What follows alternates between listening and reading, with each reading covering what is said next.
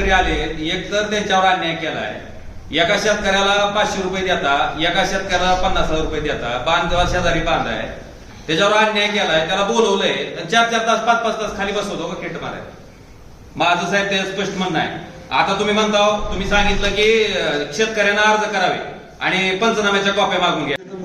मला काय म्हणायचंय, एसीओ सांगताय पंचनाम्याच्या कॉप्या यांच्याकडे नाही आणि तुम्ही शेतकऱ्याला सांगता की पंचनाम्यासाठी. पंचनामे कधीपर्यंत द्यायला सांगितले त्यांना? विमा कंपनी कधीपर्यंत देते कॉपी? मला एका प्रश्नाचं उत्तर द्यावं. तुम्ही शेतकऱ्याला सांगता ना पंचनाम्याच्या कॉप्या घ्या म्हणून. तुमच्याकडे पंचनाम्याच्या कॉप्या आहेत का सांगा मला. आहेत का पंचनाम्याच्या कॉप्या?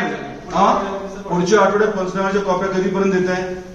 कृषी विभागाकडे कधीपर्यंत देते? हेच मला सांगायचंय की पंचनाम्याच्या कॉप्या कृषी विभागाच्या अधिकाऱ्याकडे नाही आणि आपण सांगतो की त्यांना त्यांच्याकडे अर्ज करून कॉप्या घ्या. त्यांच्याकडे नाही तर कुठून देणार आहे?